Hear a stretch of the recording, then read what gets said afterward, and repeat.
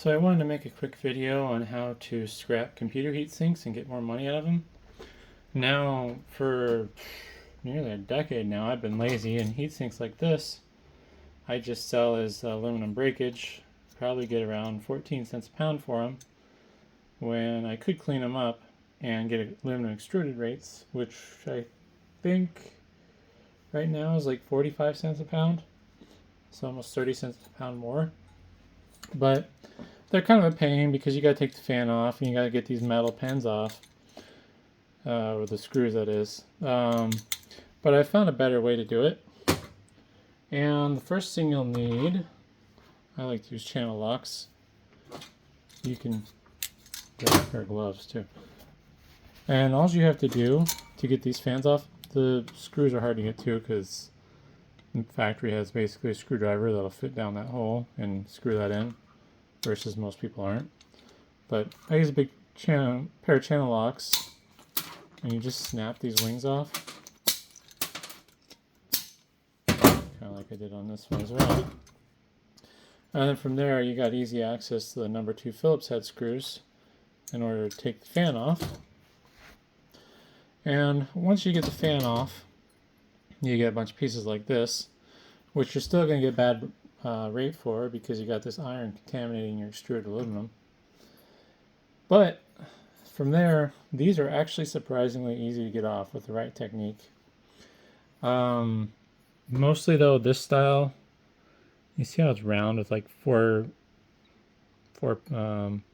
fingers that they basically notch into a groove into the screw.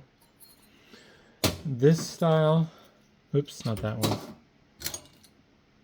This one here.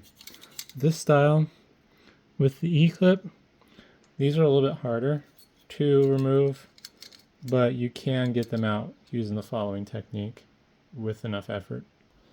Alright, and for this step, you're going to need a solid surface to set the heat sinks on and a hammer.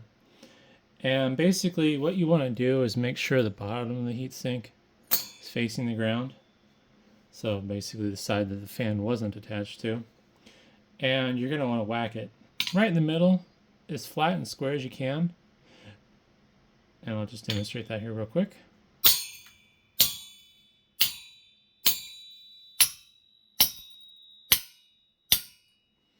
And now what you've done is you've broken loose these little clips, oh come on, that lock onto these screws. So you can see there's that groove there that clip was basically clipped onto. And if you're lucky, you should be able to pull them out. Sometimes they get stuck, so these two didn't come out quite right. And if they don't come out, you basically want to hit the heatsink near where that goes through. And that should pop it loose. With the ones with E-clips, what will end up happening is those E-clips have a better grip on the screw, and you'll end up twisting this little aluminum fin that the screw goes through. So you'll either have to end up bending it back straight and trying to get the hammer, or you can also I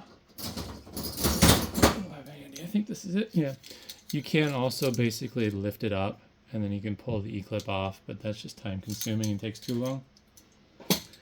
One other thing you could try, which I don't know if would work too good, I think it's just going to make more mess than it's worth, is so this one still has a fan attached.